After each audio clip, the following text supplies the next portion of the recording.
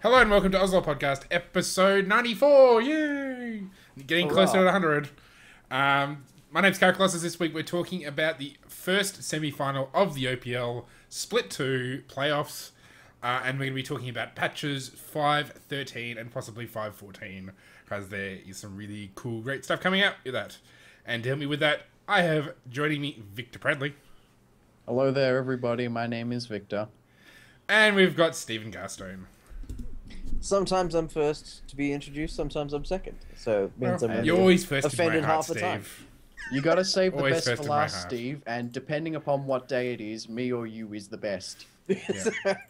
Actually, everyone, I have something Here's a tip. Victor's never the best. and I have a very special announcement, everyone. It's my 1-year anniversary podcasting, and to help me celebrate my 1-year anniversary podcasting, I actually have a special guest. Okay, this is going to be dangerous. Okay.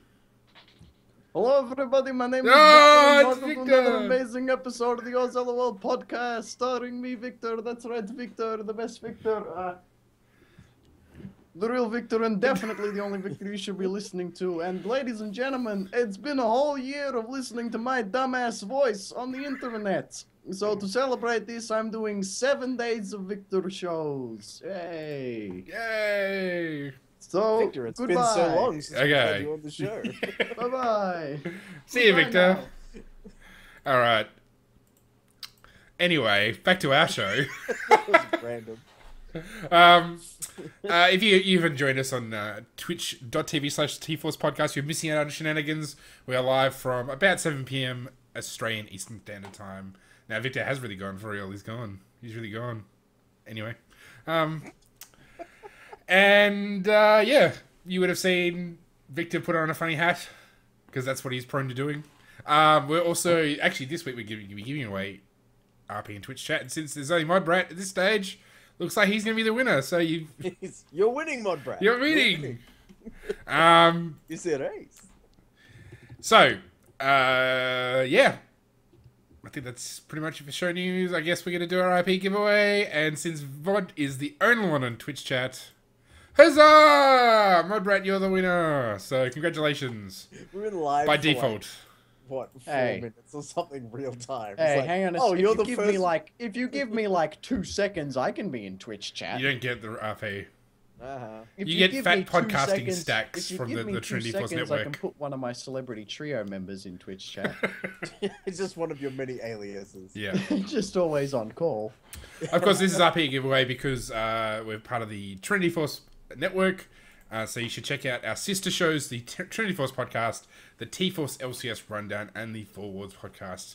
I know I'm probably going to listen to the T-Force LCS Rundown pretty soon because I don't watch any LCS, and Worlds is not that far off. So I'm going to try and catch up on all of the stuff that I haven't cared about all year by listening to their show, which I do care about. Yep. Cool. It's like, Well, I don't enjoy movies, but I love the trailers. You know, that's exactly the same thing. And in the case of the most recent Terminator film, they gave away the entire movie in the trailer, so it saves you the whole hassle of going to the cinema. Yeah, well, that's been true of so many movie trailers lately. Like, in the last 4 years, we're getting majorly sidetracked, but I'm just gonna have a little bit of a bitch. No, like, a movie will come out, the trailer will, the movie will be announced, the trailer will come out, and there is, like, everything about the plot and character arcs in the actual, in the trailer. You're like, oh, okay. If you Like, know what I've come The to Island. realize, Did you ever see The Island? I did. It's pretty bad. With Ewan McGregor? Yeah. It's got Scarlett Johansson in it, which is, a winning prospect. Yeah, like the entire concept of that movie was that the island. This isn't even a spoiler because of the trailer. That's my point. Is the entire concept was that they were trying to win their way onto the island, and there was this whole thing about no one's ever come back from the island, and all we see is photos, and there was no island and stuff, and that's meant to be built up as part of the intrigue throughout the entire movie. But no, it's in the trailer. Yeah. But like, there is no island, and then explosions, and them getting out of this, holding facility that they're in. Like, They do it in TV shows with, like, spoilers at the end of the show, like when they did the preview for the next episode. One of my favorite shows is Chuck, and we watched we watched a copy where it had, like, it was, like, from America, and it had, like, the last like the preview for the next show, which totally gave away like 3 episodes of build up, and I'm just like, you suck. Anyway, none of this. We should do a separate podcast. Out of this problem. Yeah. They're never gonna get out of this problem. Oh look, they get away from this problem. All right, let's talk about some actually meaningful, important stuff, like say the OPL. So we had the first semi-final, AV versus Chiefs. We will be spoiling it by telling you that Chiefs won 3-0. Yes, best of 5. Chiefs are so strong. Even when they look weak, they won. Yep. So far, Chiefs are undefeated in Split 2. What do people think of what you have seen? Because we haven't seen, like, all of us haven't seen all of the games. Mm-hmm. So from what you have seen, what did you think of them? Well, I quite often I like to bring up the game to watch from the week. And that's definitely Game 3, Chiefs versus Avantgarde Game 3. Like, Avant were... they weren't like 10k ahead, they were pretty far ahead for the majority of the game. And then it gets to this just positional deadlock of Chiefs rotating very cleverly and applying pressure where they really shouldn't have a right to, and forcing AV to react. And that just kept giving Chiefs more and more opportunities to claw their way back into the game. So there was, I think, a 6k or 5k gold lead at one point, and Chiefs were just like, you know, they were behind. They're behind in kills, they're behind in objectives, but they would just go, okay, let's rotate here. We're getting tanky enough that we can tank a tower, but, you know, we out-positioned them, got a tower, closed the gold lead a little bit more. There was very actual little team fighting from the period of about 40 to 55 minutes or however long the game goes for. But it was just very, very, very clever positioning from the Chiefs. And it's that sort of thing that they do that makes them the best team in the Oceanic region. Because I don't think if AV had that lead on any other team, that no other team in the OPL would have been able to do that sort of maneuvering to get themselves back into the game. And it just ends so exciting. I don't want, like, we've spoiled the results of the game, but you should definitely watch it. Even, like, I definitely recommend watching the whole game, but even if you just watch the last 10 minutes of the VOD, just so you can be a part of that moment. It's really good. Yeah, I saw the results of the game with no context. Like, I watched the match history they put up on, like, I looked at the match history they put up on Twitter. Just see 3-0 Chiefs. And I saw AV scores. Everyone was positive, really strong scores. AV did pretty good this game. I didn't even know it was the last game. And I looked at the Chiefs and I'm like, Chiefs not looking too hot this game. The gold skews a little bit in favor of AV. Chiefs have victory above their name. Yeah, like, and I was confused. I did not know what was up. And then I watched like the last 10 minutes and I was like, but how long was the game? Because the bit you showed us was the last few minutes, and it was like 6 item builds. So it was at the point, so it's well past the point where gold matters. Like, gold only really matters probably till about, 40 minutes? 45 minutes?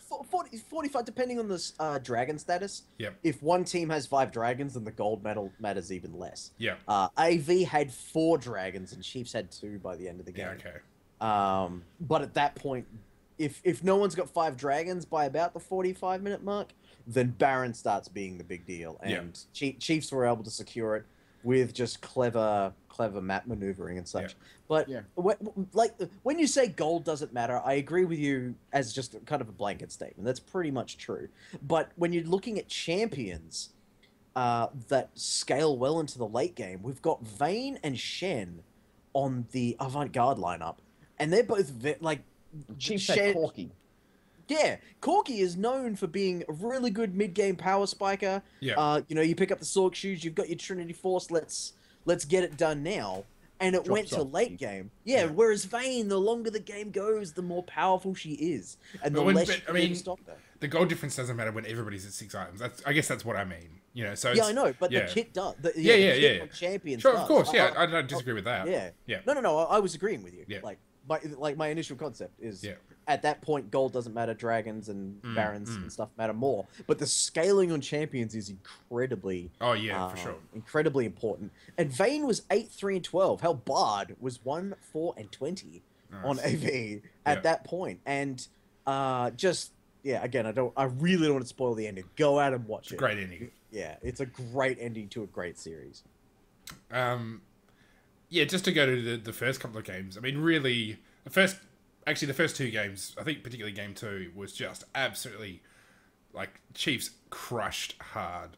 Like, I think at the end of the game it was like 18 or 20 kills to like 2 kills or something stupid.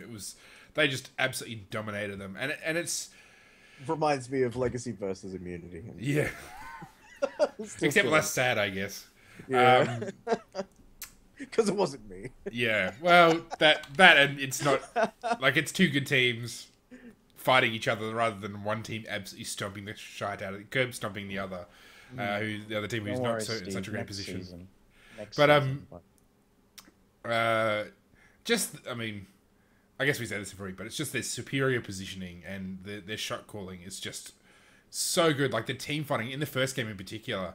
Just some of the team fights, it's just the way they position themselves in the fight is incredible. Like, until you see it, it's like, you just can't explain it. Like, they just must have such a, good grasp of the game. Game sense. They've got, like, they know. Yeah. They're completely aware of the maximum that their team composition is capable of. Yeah. You know, like, so many fights, Chiefs. Yeah, sorry, what was that, Victor? I was going to say, I think they also know what each other are capable of. Yeah. Absolutely. That's what I mean. And even with Ejim coming in for Ejim's just joined the team this season and he's molded in with them so quick. Yeah. I mean, it's just like rotate, like they sort of almost rotate damage around. Like it's almost like a really good dragon attempt. Like just how they position themselves and who takes the damage, and like I mean, Spooks is I guess a really key part in those team fights because I think he often picks junglers where that's like especially like a Rek'Sai or a Gragas, just his ability to land CC and knock people up and disable them, and it's just it's magic. So yeah, they're looking well. They haven't lost a beat. I mean, really, the whole season. They've done really well, and that doesn't look like they're slowing down at all or getting fatigued at all. If anything, it looks like they're ramping it up. So yeah, they do look stronger than ever. They really do. Yeah. Like credit to Avant-Garde who really took it to them, especially in that third game. Like and this is the quarterfinals, no, the semifinals. Sorry, not even the finals. So I really want to see them just give it their all. And I kind of don't want the finals to be a complete pub stomp, but I really want it to be clear how switched on Chiefs are. I really want them to showcase that they have very little weakness at all times. Yeah, I mean I guess it'll be an interesting thing because after this it's wildcards for Worlds, so. It's almost like you either want them to just do so well that they can start focusing on what's next, or they can be sort of pushed so that they're sort of ready for the challenge. It's going to be an interesting year because, I mean, this is the first time we've had the same team. Well, it'll be the first opportunity that anybody's had to go twice to an international tournament like this in a single year. Previously it was just, the first season, Chiefs went to wildcards after the Open tournament. Then you had Legacy, and then we're back to Chiefs again. Your Chiefs are going to go twice this year. So, yeah, it's it'll be interesting to see how they can change because they've got two chances. Anyway, well, tomorrow's game, Legacy versus Direwolves. Mod is very strongly saying that Direwolves is going to crush it. Everybody in agreement? So we kind of talked about it last week, but people still feeling that Direwolves are the... Yeah, well, yeah, no, my money'd still be on Direwolves, but again, Legacy are looking very strong. So, it's like where we can confidently say Chiefs will beat Avant 3-0. I'm much less confident about the Direwolves call. Like Direwolves, even though I believe that the favorites into that particular matchup, they haven't demonstrated what Chiefs have demonstrated this season, and that's just just absolute mastery of the game. So. Cool. All right. Well, let's. Yeah. Again, Legacy could take it, but I do think that the advantage has to go direwolves. I don't think just it's on a Legacy prediction. season, baby. No. You Well, know, like I'm you expecting said- to make a big comeback. Fortnite. That's who. Fortnite 3-0 in the final. The dream. If they line me up as their coach again, Again. Uh-huh. I'm all right. available Victor. to all you challenger teams out there if you want a guaranteed victory at Worlds. Is your middle initial E or something, is it? My middle initial is actually H Is that your middle name or Oh. Victor's middle name? for Henry. Ah. There you go. Victor Henry Pradley. Let's move on because we got lots to talk about. So let's talk about AP items because they've been substantially changed in 5.13, and we haven't actually touched on it yet. And then we'll see if we can get to patch 5.14. I must be experiencing a feeling of deja vu right now because I swear we've talked about these items before. Like, have we touched on them and then not really gone into detail? Maybe we did. I'll have to go back and listen to our episodes. Then I'll be like, I was right. We did talk about it. I'm pretty see. sure we talked about them generally, but we didn't say, yeah, blasting wand is now 10 gold cheaper, so go out and buy a blasting wand, kiddies. Now I'm definitely experiencing deja vu. For those of you out there, he said that exact thing before the show. I want to listen to episode 92 because we talked about I think some of the item changes. I didn't say which ones. And I can't said, listen to it good without- luck, kiddies. It's gonna be a hellstorm out there with all these changes. No one knows what's gonna happen. Yeah. Well, I've started to see. Actually, no, we have. We definitely have. Scary. All right. We've finished with 5.13 then.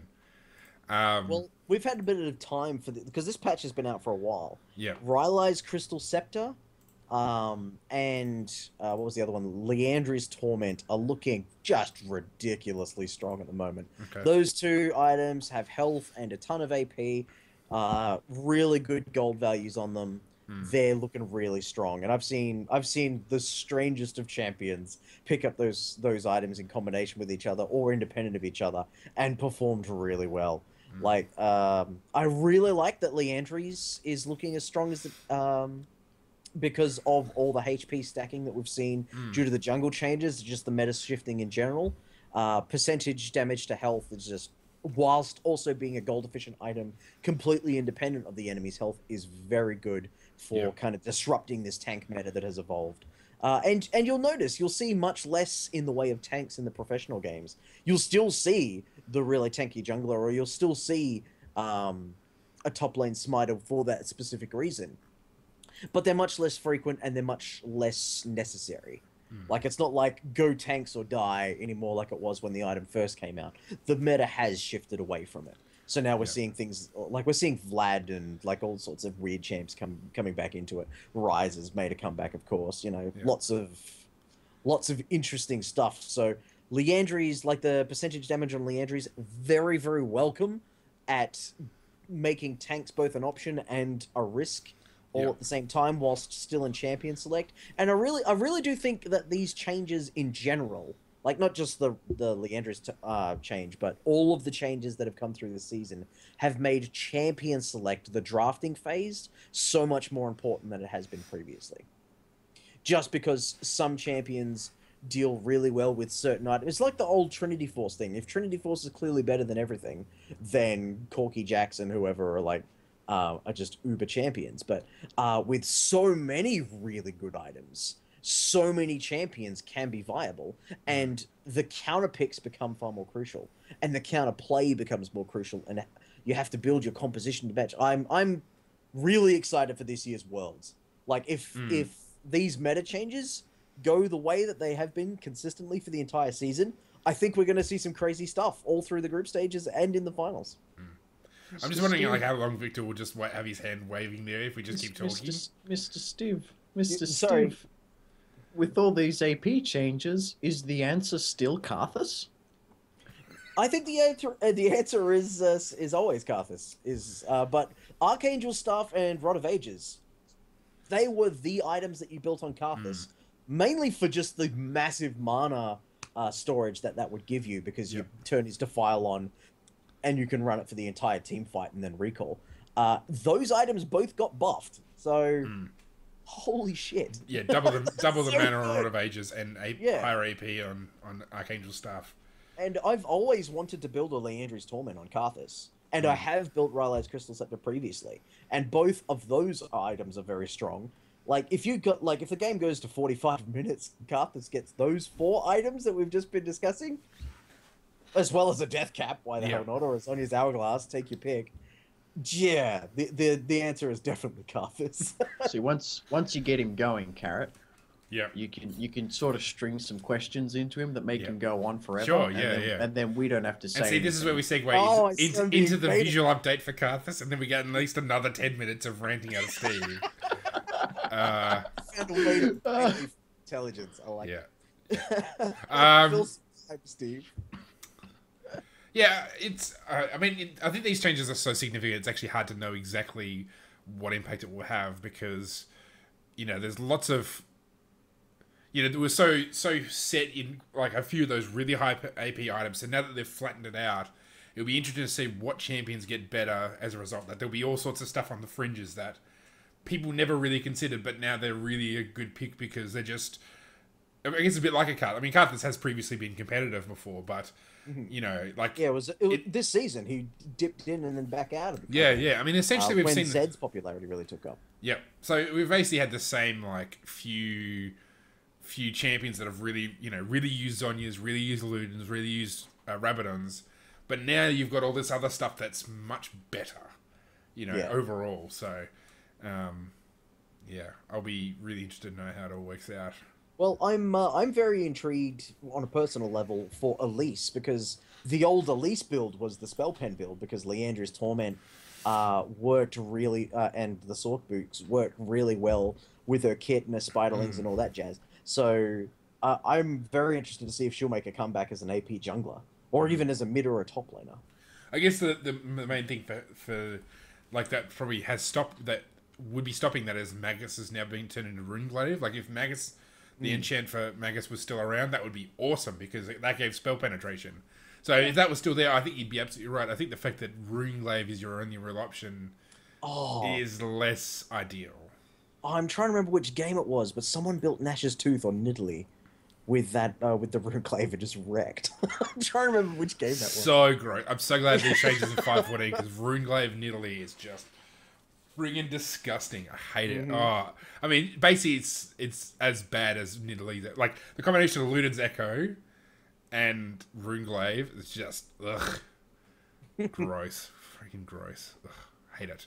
Anyway, all right. Well, we've talked about AP. I'm sure we'll come back to it again eventually. Yeah. Well, I wanna add one more thing onto there. Sure. I think my browser's just crashed. Lovely. No. Is that with all of these changes to AD items, it puts champions that are played for their AD into a particularly strange spot of uncertainty. So Zed, Jace, what's that? Talon. There's a whole bunch of traditionally mid lane AD characters that they've had a very obvious time to pick them. We've got the Janna Lucian combo. We can fit Zed in there, and we can do some really good tower pressure strategies, and that sort of thing. There's always been a certain place for those, but now that there's so many more viable options for AP items, it's not just Luden's Echo and and that's it, or it's not just Tyr the Goddess into Rod of Ages, and it's not just you can go any of these options and still be a very, very good and considered optimal character or champion. So I'm wondering, because AD characters didn't get affected by this directly, but their counter picks and which champions are viable as a direct result of these changes could put a lot more uncertainty under the people that play those primarily. So that's all. I just wanted to put that in there before we moved on. A lot of cause and effect. Yes. Absolutely. That's my thing, baby. Sure. That's why we love you, Steve. Yeah. That is why you are the greatest analyst in all of League of Legends history. Sure. Second only to you, who can recognize that greatness.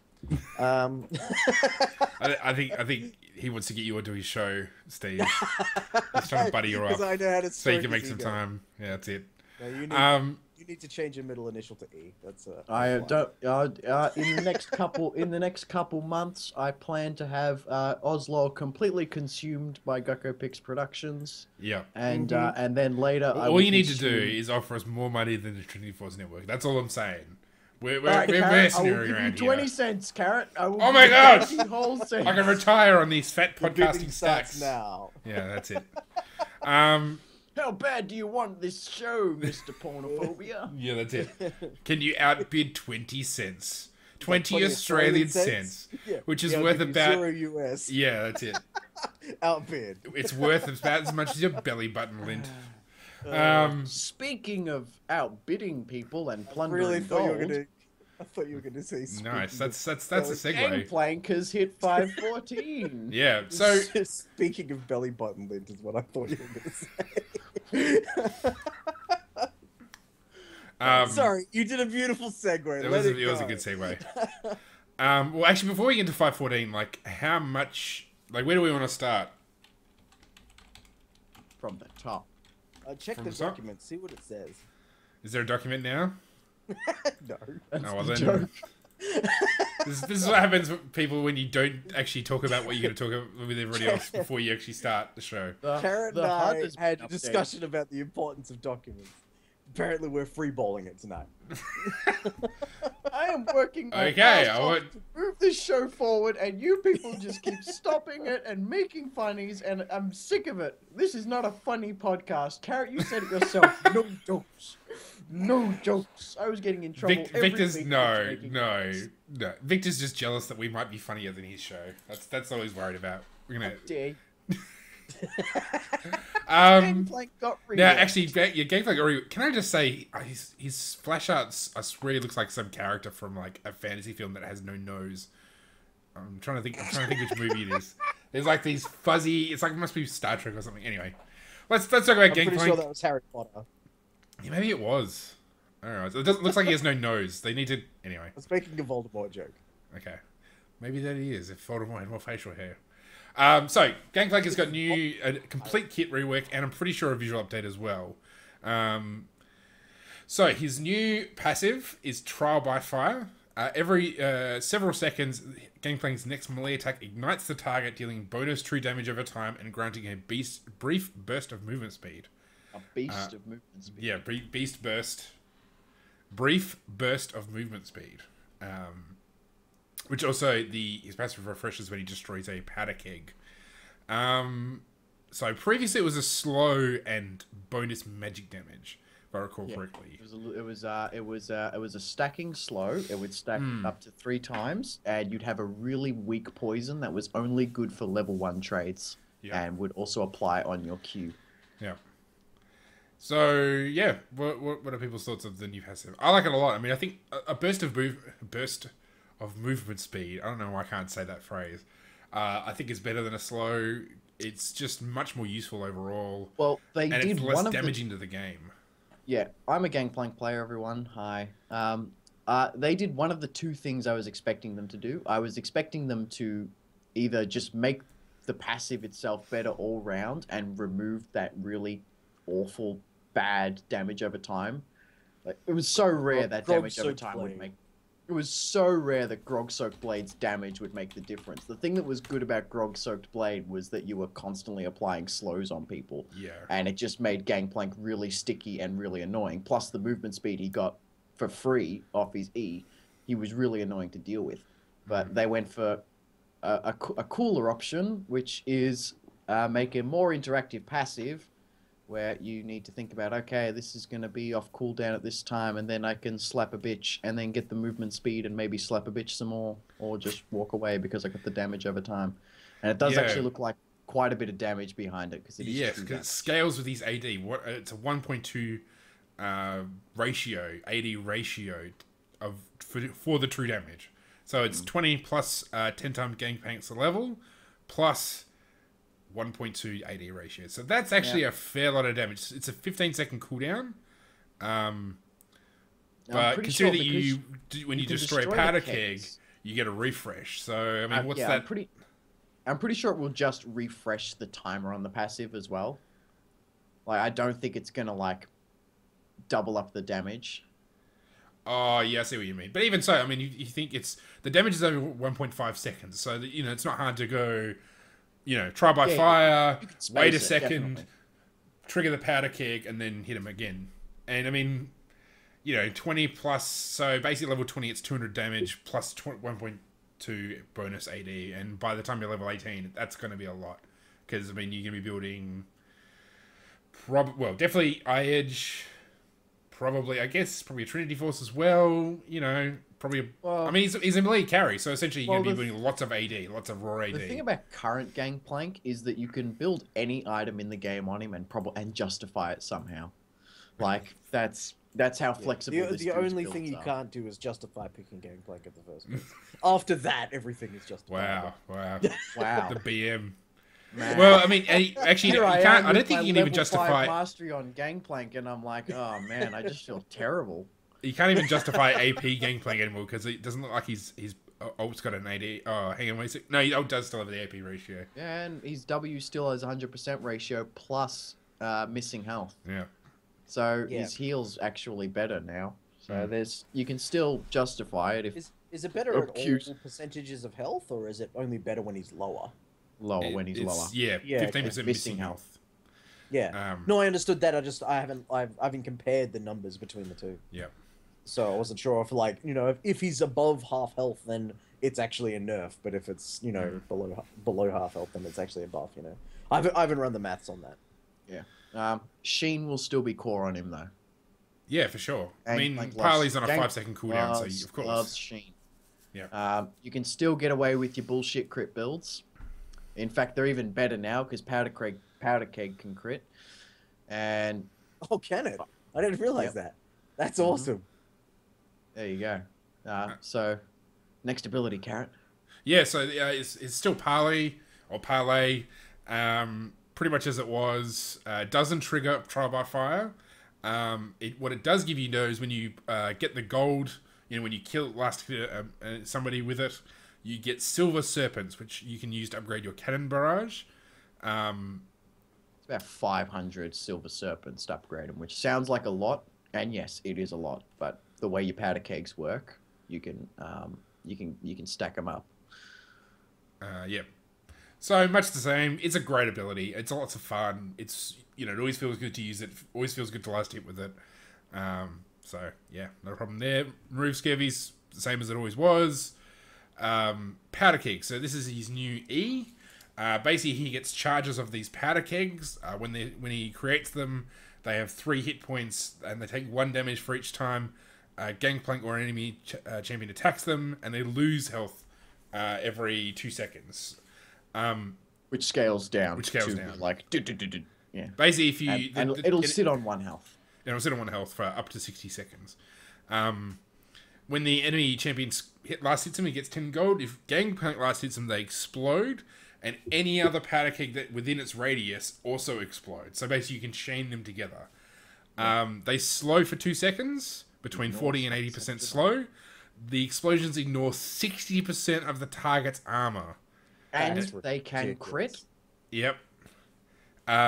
They're basically they're like an Only- extension only of his- Oh, no, I don't think they do crit. It says if Parley is used to detonate the powder keg, the explosion plunders every enemy it kills. I'm pretty sure they can crit. This week, this news just in, mass speculation. Well, no speculation. I'm looking at the wiki. It says it doesn't say it can crit. Okay, because I thought it was like an extension of his. Oh, Q. actually, wait a sec.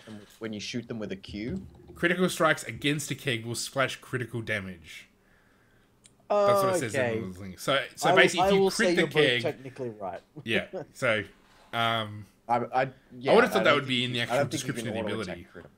Yeah. So if you crit the keg, it deals With crit Parlay. damage, which I'm is pretty kind sure of it's- So insane. the powder keg itself deals physical damage. Is that right? Yeah. So it. Okay. Yeah. Okay. So it doesn't look like it does any base damage. It deals bonus damage to champions. Maybe the damage just isn't listed on the wiki. Oh, yet. okay. All right. So basically, whatever you would do, whatever damage you would do to the keg, causes it to hit everything within radius. So essentially, all it does, it deals a bit of bonus physical damage to champions, but then you do your base damage, whatever it is. An extension. It's an extension of Gangplank's auto attacks and his Q. Yep. Okay. Like that. So, but you can't like hit your ult on it then. No, it's have only do parlay magic can damage. track. Okay. Parlay So is it's going to be based- physical damage. The life bar on the kegs works in a very similar way to Wards. think Zyra's plants or wards. Yep. Okay. So auto attacks. But the main thing is like the explosions ignore 60% of the target's armor. That's amazing. That's like 50% better than a Last Whisper. Yeah. Well, if you combine it with Black Cleaver, which you've got to think is a possibility, like with the amount of physical damage it's going to be pumping out, that's not a bad item on him. Then that's going to be further armor penetration on top of that. Yeah. So that's. I mean, I guess the main thing is the mana cost. So actually, it doesn't look like there's a mana cost. The kegs work on an ammo system. Oh my gosh, that's the main thing nasty. about this ability doesn't exist. Yeah. Yeah. So, Okay. The powder kegs work on an ammo system. At the start of the game, he can store up to 2, and as he puts points into his ultimate, he gets more. He gets more slots for powder kegs. That's a nice way to balance it. I like that. He can carry 5 kegs at a time at level 16, but he can only have 3 on the map at a time. Ah. So the second you put up a 4th one, your first one will die. Same as wards.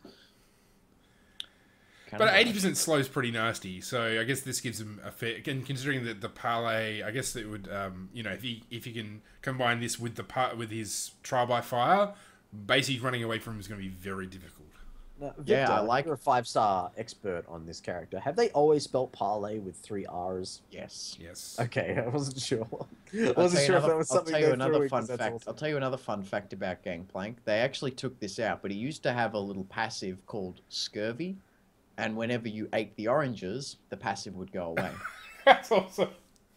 That's cool. And they took it out. Yeah. Can you believe that? They got rid of all the cool that's fun OP, passives. that's why. And like the ninja one and the pirate one, they got rid of those as well. They got rid of all of them. Yeah, it's so sad. Yeah, because Shen's clearly not a flippin' ninja. No, he really isn't. I don't know why they make him a ninja. Well, he dresses like a ninja. He dresses like Shredder, which is cool. But he's just a tank, and that's not ninja. And to be fair, Shredder is a ninja. Yeah, Shredder is a ninja. He's a cosplayer. He's a filthy cosplayer is what he is. They should do cosplay Shen. Like somebody he's a ninja that looks like he's dressing like a ninja. They should all just get a buff if they've got a Halloween skin. It's a flippin' cosplayer. Awesome. All right, so we've got finally Cannon Barrage is basically the same as it was, except now you can upgrade it.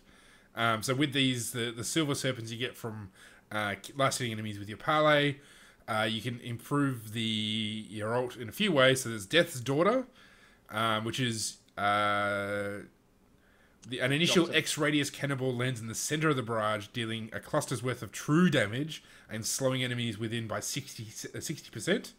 Then there's Raised Morale that gives a movement speed bonus to your allies. And then there's Fire at Will, which is it fires 6 additional waves, increasing the rate of fire over the duration. So that's a cool little thing. Like, it gives it something interesting. It's still, still global range.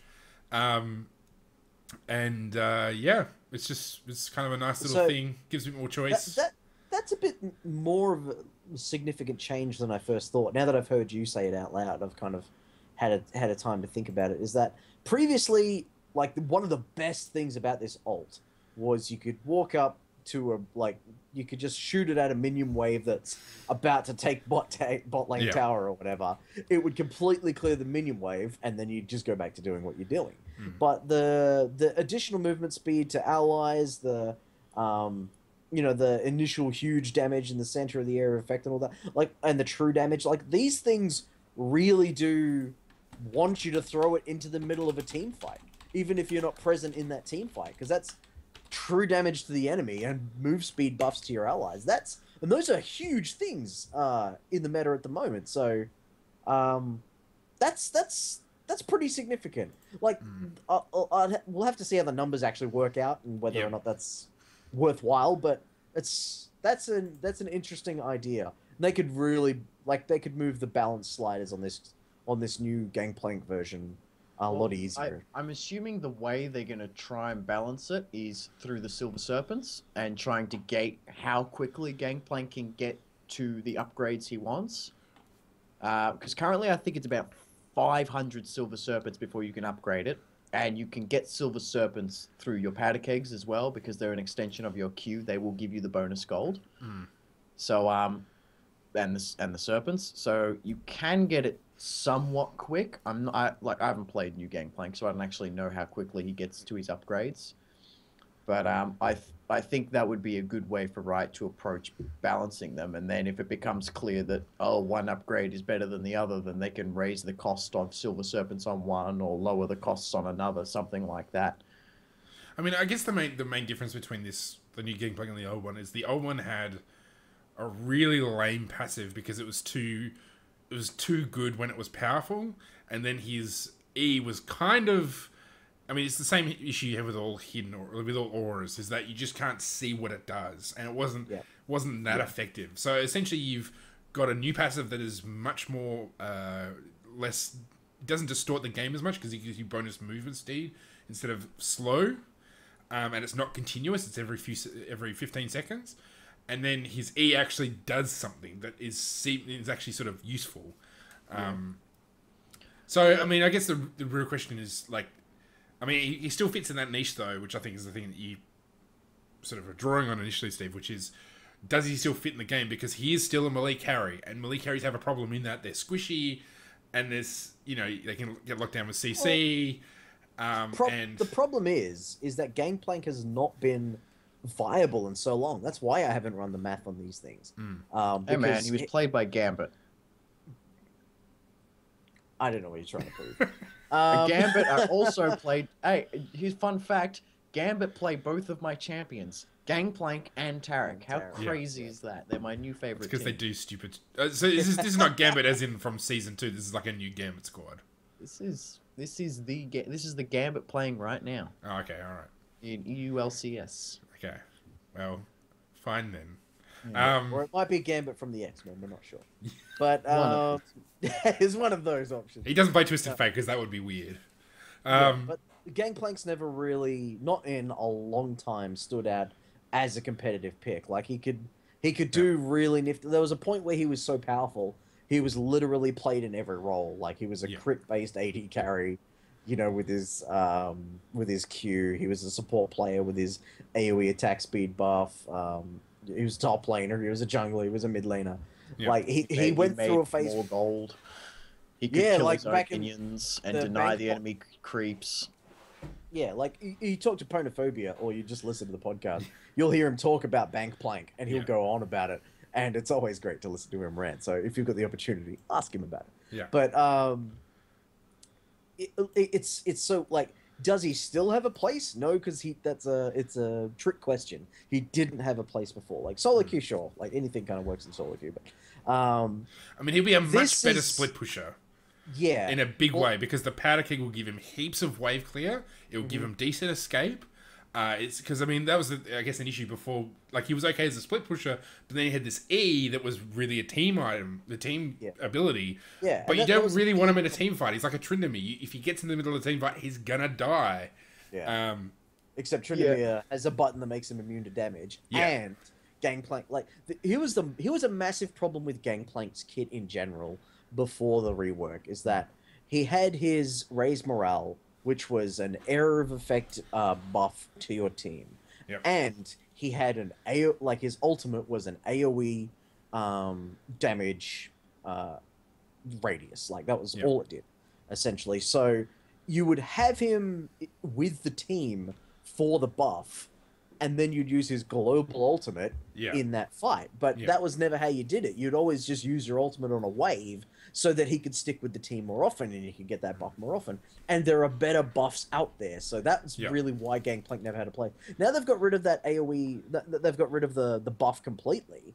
And they've put it onto his ultimate. So now his ultimate has that that buff and that damage. So you really want Gangplank to be elsewhere while still having an influence on the team fight. It's like Shen without having to worry about having your teleport interrupted. You just Yep. fire that baby off, and you've affected the team fight in a big way.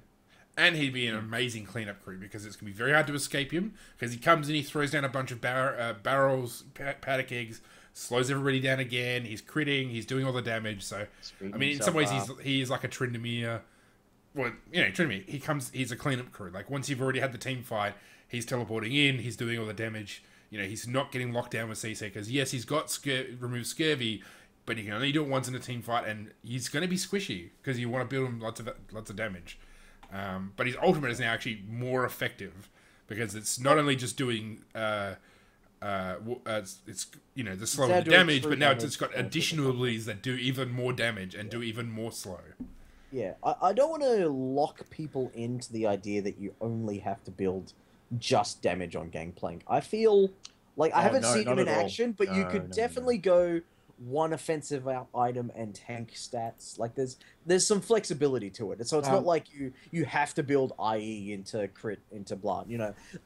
Don't feel that we're advocating crit only Gangplank. There are other options out there. Well, I've never advocated crit only Gangplank. Well, except for some rare times where I maybe played it.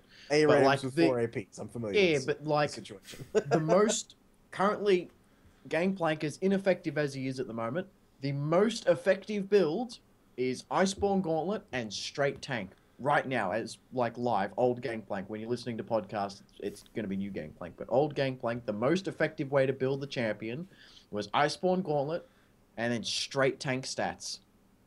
And you would just keep applying your passive and shooting people with Iceborne, and no one was moving anywhere. And that was the most effective way to play Gangplank. And you would never Q farm because, like, I always had this problem with Gangplank that he gets all this Q farm, and he's encouraged at the start of the game to Q farm and Q farm and Q farm to get all this bonus gold, but he never had hyper carry power, and he would always drop off late. And that was a component of his kit that never made sense to me. So now they've added Silver Serpents. I guess that's kind of fixed that issue of, hey, he's making bonus gold for no reason. Like, he's a pirate, he's got to make bonus gold, so let's just make him earn bonus gold. He also owns a shit ton more gold now with powder kegs, which is cool. Yeah. I guess also the thing with going with more of a tanky sort of approach is that he gets all that, the explosion gives him all that bonus armor shred. So he doesn't need to do as much damage because he's shredding for more because he's using the powder keg. So I guess that's something you could choose. You could go a bit more tanky, a little bit less on the damage because overall he does a lot of damage. Having said that, if you go hard, if you go full melee carry with him, he's going to do heaps of damage. He's going to shred down everybody in the game. Like even like a Jax wouldn't really be able to withstand him because he's going to do true damage with his passive. He's got heaps of kite ability, really well, and he's exploding people with his powder kegs. And he also looks really cool now. He does. Like he looks much more like a pirate than he did previously. I actually kind of was always really good into Jax. I don't know what you're talking about. That's what he's talking about. I'm talking about how he looks. I'm saying he's even better. No, I want to see what the Christmas skin, the Nutcracker Gangplank looks like with the new visual rework. It's Toy Soldier Gangplank, and it looks exactly the same. Oh, does it? Yeah, it looks pretty similar. Okay, well, I liked it.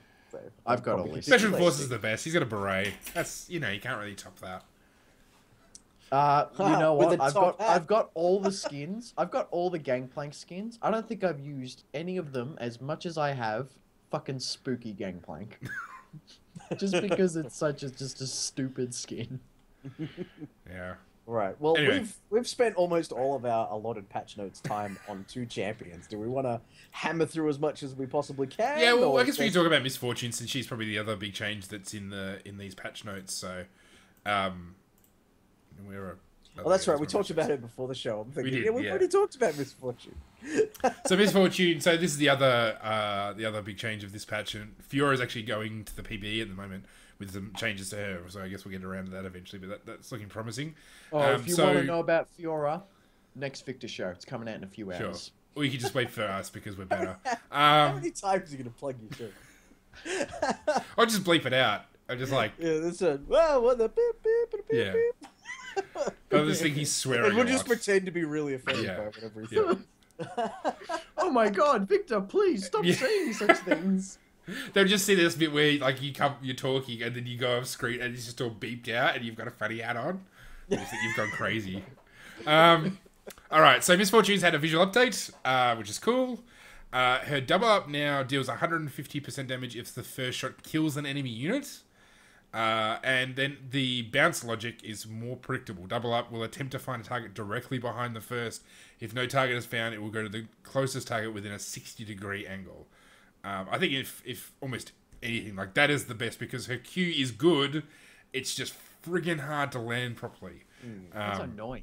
Yeah, it just is. Used to annoy me. It's completely erratic. And so now it's... Before they've changed it the first time, I was really confident doing that, like, flash, cue the support to hit the AD carry behind him. Like I played Miss Fortune a lot back then. I was like, yeah, look how good I am. I know my mechanics. Yeah. And then now I do it, and it bounced to, like, some minion over there, and I just look like a fucking loser. The W no longer applies... there's impure shots. No longer applies grievous wounds. And on activation grants Strut's movement speed bonus, and the cooldown's been reduced from 16 to 12. I like it a lot. I mean, grievous wounds is kind of a bit of... It's almost It's fading into obscurity now. yeah, it is. Really, I think it's Morellonomicon that now gives it. And Virus still has it, but Oh, I yep, think yep. he's the only. I think he's the only one now. Even Fizz has lost it. I mean, does Imperial Shots actually have an activation, like a activation time? I don't think it does because, not What do you sure I mean know what by you mean when you activation ask time? that. as in, do you have to stop and cast it? Does it a cast time? Oh, it activates instantly. Yeah, okay. You don't 'Cause have. It's not like it's because you know how old Gangplank's E, he would activate it, but he'd stop moving before he Yeah. activated it, so Yeah. it was kind of pointless. Like if you were getting like- chased. No, Well, this one you. Gragas is an even clearer example of that with his drink, where you had to completely stop and then you had to slow, and then it's Yeah. like whatever. Yeah, I mean, I guess that's like makes W really useful because it means there's times where you might catch her out, but if she can sort of withstand that initial damage, she can then trigger a W and get the move speed back to get out because She'll still have to not get hit after she activates it. yes, Because it will turn off straight away. sure, but it's you know it's making her more slippery, which is I mean, not if a bad thing. she's only if she's far enough away that she's only at risk at like Ezreal Qs or something like that, then yeah, that's awesome. Activate it, get the move speed, you're out of there. Well, I mean- the 1.1 to make it rain option now makes that even more likely because you can just pop off that one make it rain, and you'll get like we haven't really mentioned the numbers, but at level 1 previously make it rain would give a 25% slow. Now at level 1 gives a 40% slow. Yeah. So that's going to make her a lot more or a lot less weak to having that impure shots or the strut movement speed bonus. I mean, I guess messed with. even if she uses it midway through a fight to give her that little burst of speed, I guess it's a bit like how people use the move speed bonus on heal. You know, that move speed bonus, even in the middle of a fight to reposition, can still be a huge thing. So, Oh yeah. at early that was levels, largely the reason that heal overtook barrier. yeah, Because barrier was clearly a better option back then, but once they added that speed bonus onto heal, what a meteoric rise to the top. and at low levels, I mean that little because the auto attack speed's not that fast, a little bit of move speed can make a huge difference. So even if it's you activate it as soon as you get hit with an auto attack, you can reposition. That might allow you to dodge a skill shot, or might leave you in a position where condemn doesn't make you hit the wall. You actually just go backwards or something like that. Well, And in with a team- with the change in slate. Oh, so you go, Victor. Sorry. I was just gonna say, like, it's all cool that she can push the button and get the move speed to move somewhere else in the team fight. Miss Fortune doesn't really move in a team fight though, because her ult doesn't exactly allow that, and her role in a team fight is to press R. Yeah, I would say this is more for laning in general. Yeah. Like, I think this is going to be really good for assisting ganks. Like the Make It Rain. If you can get a 40% slow off, that's the only time you need to activate that ability, and you've made a big enough difference to blow a flash or to give the jungle a time to get into a position for a kill. Like that's going to definitely help Miss Fortune's laning. Absolutely. look forward to it. Yeah. All right. So let's talk about Azir. We've only got 5 minutes. Let's see if we can go into Azir a little bit. So, Azir's been quite the menace in OPL, or in professional play in particular. So they've made some changes to him. He no longer gets attack speed based on his cooldown from his passive. His W now passively gains 20, 30, 40, 50, 60% attack speed. That's a lot. Yeah, it's a lot. And That's his a E lot of attack speed. no longer knocks up the first enemy champion hit. So, yeah, that's... Now, I'm not actually sure how that interaction works now on Shifting Sands. Like, it's not exactly clear. I have to watch a video of it or something. But I don't know if he goes all the way to his soldier now, or if he stops and just doesn't knock them up. He will... No, it says he stops. He just doesn't say... He still gets the shield, but he doesn't stop. So I wasn't too sure about that, because they were talking about, yeah, we got sick of him knocking people up and pushing them away with his ultimate. So now we're just going to make him go all the way to his E and let them use his ult anyway. And I was like, what's the point of that? Yeah. Well, I mean, at the moment, it's not exactly stopping him from doing it. So there's some pretty Now crazy he stuff. needs Flash to make it happen. Yeah, I guess. Or he just bends the ball around, like he just curves around them. Oh my god, I saw a video of Faker do that once, and I was like, I didn't even know he could do that, because they made that change where he could. Oh, I'm sorry, I really like Azir. I'm terrible at him. So I mean the W change. I mean that's like this is kind of a buff nerf. Like it's a big nerf in terms of his early game, because you pick up that Fiendish Codex, and you'd get so much from it in terms of attack speed. I used to take heaps of cooldown reduction, like through my runes and masteries, and I'd walk out the gate with like 15 cooldown reduction, and then there was this one game where I managed to steal the enemy blue buff, and I had 25 cooldown reduction at the start of the game, and I just fucking dominated. Yeah, that's nasty. I think this is definitely a welcome change, but he's still going to be doing everything that he's already doing, if that makes sense. Like, his laning will be slightly weaker, but I think like the poke and siege and combo, like the flash ultimate, like all of that stuff's still gonna be the reason to pick Azir, and like 60% attack speed is still a lot. But you can't just, as you were saying before, Carrot, you can't just go out and get your cooldown reduction item, which you could get quite early, and get that massive power spike ready to go in. So, yeah, I just imagine it means his W's CDR less effective. Yeah, but I mean, he's just going to level his W first. I mean, it gives you you have less poke. I mean, I presume people were leveling their Q first, because it gives a fair bit of poke damage. Where I mean, you definitely go W now, because 20 attack speed is pretty huge, even just to level 1. And to take it up to 60%, that's a heck of a lot of attack speed, and it gives you more damage on the actual attacks of the soldiers. I'd have to check what his scaling attack speed is, like his bases, to actually get a proper idea as to how. It's 0.625. Because I feel like Q would still be the thing you'd want to max on him, because like the normal Azir pattern is hit a Q, get an auto attack, and that was your poke damage. So I don't know if like W is going to be the main point of, you got to max this one now. I can see maybe, not taking an early point in E and getting an extra early one in W or something like that, but I'm not too sure. Before we close off for the night, Carrot, can we please talk about Darius as the E change? Sure, go for it. You want to mention it? E, like his apprehend, which is, for those of you who aren't familiar, is the grab that he does, like the very short range grab that he does. Now briefly grants vision in the area around the pool. That is awesome. Because previously you just go apprehend, and all of a sudden, oh look, I got 3 with that one. They're on top of me now. It was always really funny. Surprise! Like, I hit something. Oh yeah. But also being able to grant vision, like you could do some tricky stuff, like on the blue side, blue buffs jungle area. There's that very thin wall. Over to the brush in the middle of the river that you could apprehend people over, because they're sitting in the bush on a pink ward or whatever. You can apprehend them. Now, if you don't have vision, you could just Hail Mary past that, get the vision there and see exactly what's going on. And then you've got them on the other side of the wall, which is fun. Yeah. And just that little bit of extra vision will allow you to make more tactical decisions.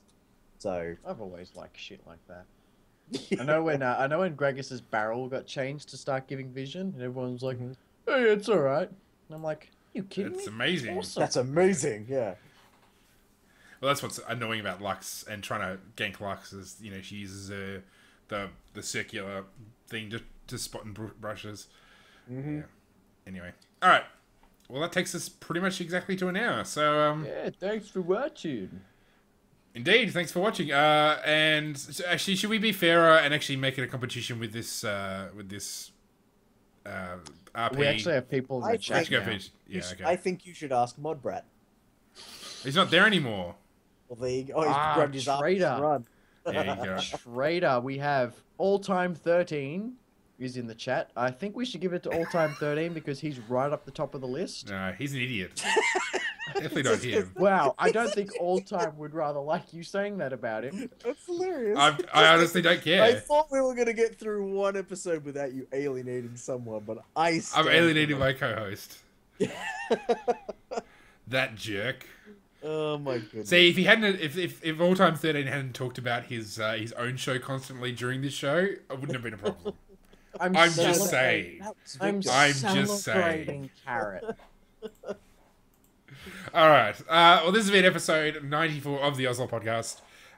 Thanks for joining us. We'll be back in next week. We'll be talking about the Direwolves versus Legacy and War Patch 5.14.